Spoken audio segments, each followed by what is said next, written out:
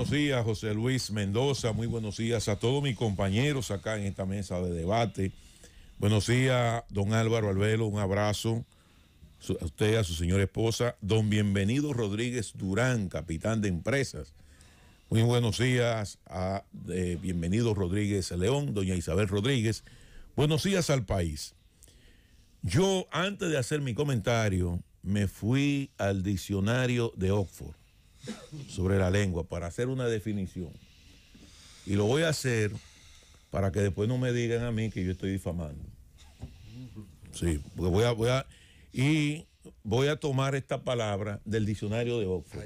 Ayer le pusieron una querella a uno por difamación. Sí, entonces, ¿qué dice esto? Bandido o bandida.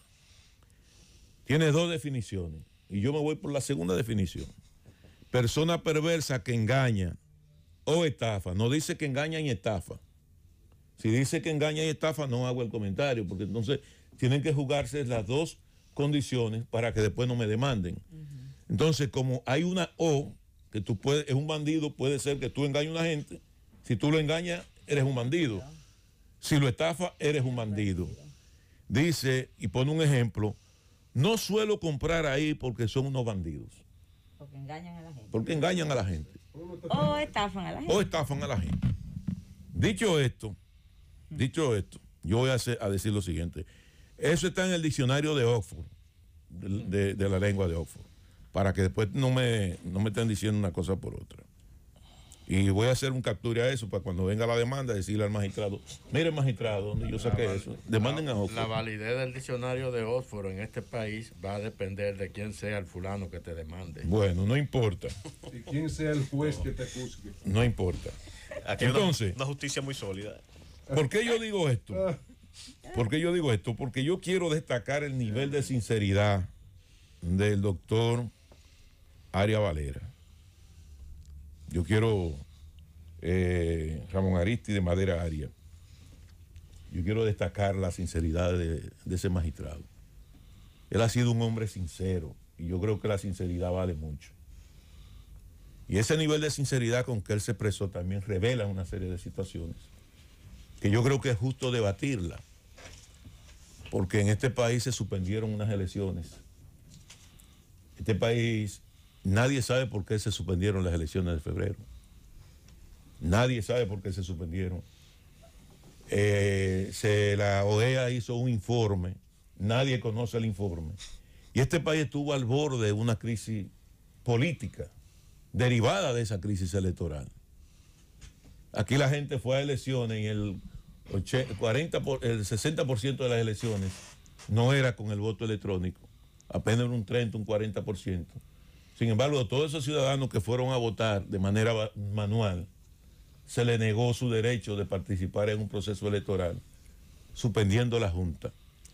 Entonces yo diría lo siguiente, y voy a decir textualmente lo que dijo el magistrado. Dice que en la pasada campaña electoral él fue objeto de amenaza, persecución de su familia y que puso en peligro su integridad física. Intentaron sobornarlo, le ofrecieron un apartamento de lujo en la Torre Mar Azul, en la avenida Anacaona, cosa esta que él rechazó categóricamente. Dijo, yo no me vendo, se vende el que está en el mercado y a mí no me hace falta lo que nunca he tenido. Cierro comillas. Pero entonces, dice él al mismo tiempo, que él se jugó la faja en un país donde iba a ocurrir una masacre. Y hoy le reclama dice, lamentablemente el presidente de la República me cubrió, no cumplió conmigo y me dejaron el traje hecho, pero estoy vivo y le sigo haciendo bien hecho. Y yo digo, ¿y a quién se le vendió? ¿A quién se le vendió? Él no se le vendió al pasado gobierno, dice él, porque intentaron sobornarlo. Pero él revela aquí que recibió también un ofrecimiento y que se le vendió al entonces partido de oposición y al actual gobierno. Eso es lo que él dice, no lo digo yo. Él se le vendió al gobierno por una acción que él acometió. ¿Qué acción acometió Valera Arias? Madera Arias, perdón. Él no se le vendió al gobierno. Él se le vendió a la oposición que enfrentaba al gobierno en las elecciones. Es lo que te digo, pero es que él dice que según lo que se está estableciendo. Lo que él dice, yo no le voy a coger cuarto al gobierno del PLD, yo soy un hombre serio. Pero por hacer lo que hice, a mí tienen que darme dinero. Entonces se le vende al gobierno del PRM.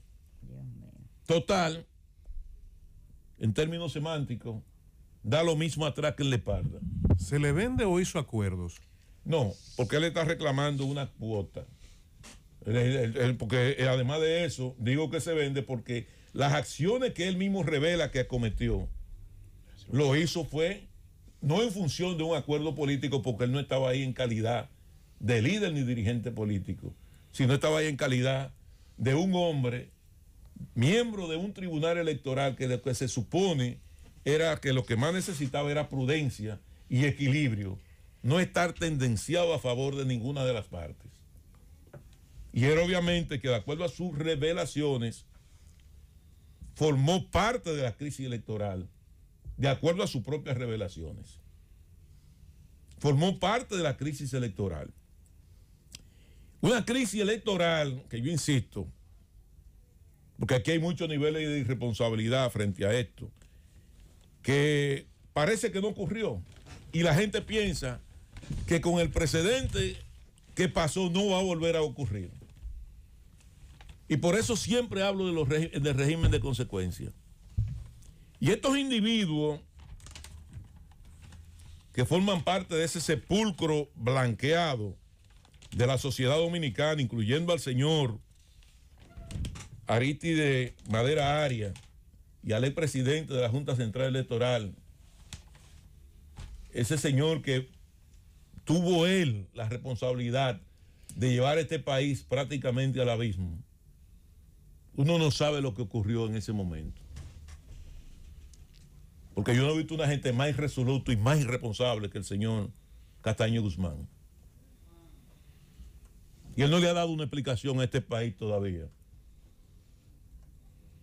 Y él creía que con su paciencia y su sonrisa iba a poder llevar el país como él lo llevó de manera irresponsable. Fue ese señor, tal vez, como él dijo, que inspiró a esos jóvenes que se dejaron utilizar como tontos útiles la Plaza de la Bandera en función de una supuesta conspiración por parte del gobierno, boicoteando unas elecciones que ellos mismos boicotearon. Pero además revela el señor Ramón Aristide Madera Arias la conspiración que se hizo contra el Partido de la Liberación Dominicana en ese proceso electoral. Y no lo digo yo, lo dice él. Porque la suspensión de elecciones de febrero constituyeron una verdadera conspiración, no solamente contra el Partido de la Liberación Dominicana, sino contra la estabilidad política y social de la República Dominicana. Y voy a colocar un escenario. Y démosle gracias a Dios que el Partido de la Liberación Dominicana es un partido con una alta vocación democrática y comprometido con la sociedad dominicana.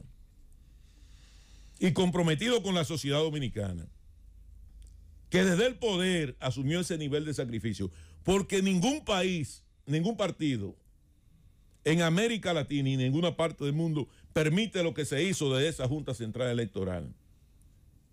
A las 2 de la tarde agarrar y suspender una elección en base a un nivel de presión, de chantaje, de conspiración develada hoy por este magistrado en contra de ese partido. Y gracias a Dios que la dirección política del PLD y el liderazgo del presidente Danilo Medina pensaron en el país primero. ¿Qué hubiese ocurrido si el PLD se opone a la decisión de la Junta Central Electoral de suspender esa elección en ese momento? ¿Qué hubiese ocurrido si el gobierno no asume su responsabilidad de garantizar la gobernabilidad del país independientemente de los efectos devastadores que ocurrieron a lo interno de ese partido? ¿Qué hubiese ocurrido si desde el gobierno le dice a la Junta Central Electoral que las elecciones que fueron manual, que no fueron mediante el voto digitado, tenían que continuar. Hoy estuviéramos tal vez recogiendo los muertos. Porque aquí se piensa que la democracia es de un solo bando. Y cuando escucho esto de este bandido, entonces hago una retrospectiva al año 1986. Unas elecciones que constituyeron una verdadera vergüenza también para la República Dominicana. Y ver cómo un partido, como el Partido Revolucionario Dominicano, gana unas elecciones con 90,000 votos por encima. Y esos poderes fácticos, encabezados por el cardenal Nicolás de Jesús López Rodríguez, en ese momento arzobispo de Santo Domingo, se sentó sobre la computadora de la Junta Central Electoral y dijo, aquí no se cuenta un voto más porque debajo de esta sotana hay un hombre. Y en ese momento también el PRD prefirió la gobernabilidad del país a convocar a un baño de sangre, porque en ese momento Jacobo Masluta podía lanzar a la gente a la calle y no lo hizo, porque no solamente había ganado las elecciones, sino que se trataba de un partido en el poder. Y qué bueno que este bandido se sincera. Qué bueno que este bandido se sincera. No, porque él me engañó. No, pero yo creo que tú debes de flexibilizar un poquito ese término. Es que él me engañó. Retira ese término. No, es que él me engañó. No, pero yo te no. Además, si él es bandido. No me permita, no me pida eso, porque él me engañó. Yo no lo estoy diciendo es que él a mí me engañó. Entonces no podría Felipe darle valor de verdad a una parte de sus declaraciones. Es que él me engañó. Pero también hay que ver en qué momento fue que el presidente, según él, le ofreció un cargo, porque pudo haber sido después de que él salió del Tribunal Superior Electoral. Lo menos que me importa a mí, lo menos que me importa a mí es si el presidente le ofreció o no le ofreció un cargo. Ese no es el tema. El tema está en que él conspiró contra un partido desde una instancia del poder público que estaba ahí para mantener un nivel de equilibrio. Pero Felipe, yo diría y que me engañó. Él lo dijo. Yo diría que fue parte de una conspiración. Bueno, pero los otros ya yo lo mencioné con su nombre, porque yo soy responsable en esto. Pero Felipe, yo he venido manteniendo una posición. No, pero yo pienso que esa es una interpretación de lo que él ha dicho. Entonces tú lo vas a interpretar a él, a mí no me interprete. Pero mira, él fue el que dijo que convocó a los muchachos para la Plaza de la Bandera. Si me permite. Sí, no, claro. Quizá en algunos puntos entiendo que no se actuó y entiendo que los resultados y la historia está ahí de manera correcta en la administración de ese proceso electoral. Ese proceso electoral fue un fiasco y puso, tal y como tú dices, prácticamente en riesgo la democracia dominicana y expuso a nuestros jóvenes también a situaciones de riesgo. Tuvieron que marchar procurando algo que hacía tiempo en la República Dominicana no se tenía, unas elecciones fracasadas. En cuanto a eso, estoy totalmente de acuerdo contigo. Eso no se le puede tirar un paño y borrarlo de la historia como si no hubiese ocurrido. Hay responsables de lo que ocurrió. Ahora, establecer un sesgo y decir que hubo un beneficiario final de esto, bueno, los dedos señalan, y no quiere decir que yo comparta esto, muchos señalan o quieren decir que ese sesgo vino a favorecer al partido que en el momento estaba en el gobierno. Ese es el señalamiento que muchos hacen. Yo particularmente tengo una versión distinta. Yo entiendo que fue negligencia, que fue mucha mediocridad, que fue falta de gerencia, una gran falta de gerencia que hubo y que hizo zozobrar ese proceso del voto electrónico.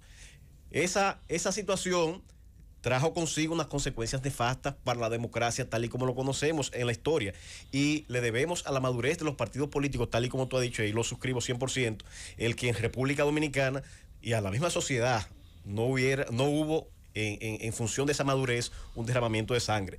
Pero debe haber consecuencias. No se le puede tirar, vuelvo y digo, un paño para tapar lo que se hizo mal.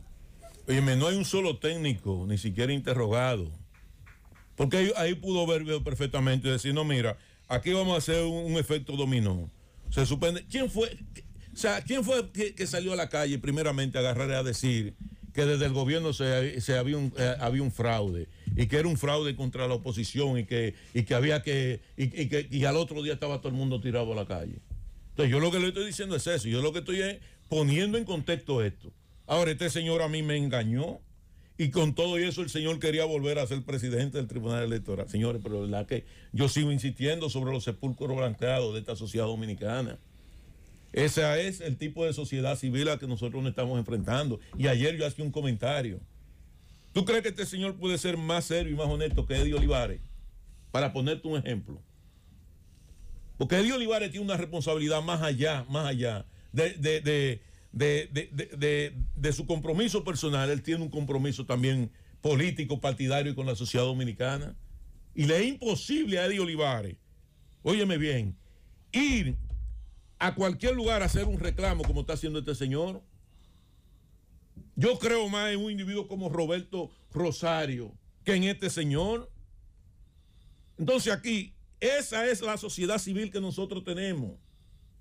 Ese es el tipo de gente que pretende dirigir el Estado sin mojarse ni siquiera el ruedo de los pantalones, sin ningún tipo de compromiso, medrando bajo todos los estamentos de poder y llevando a este país de crisis en crisis, como lo reveló él. Y qué bueno que lo haya hecho con todo ese nivel de sinceridad que lo hizo. Tarde o temprano lo que ocurrió en esas elecciones de febrero habrá de saberse en la República Dominicana. Llévatelo, Cundo.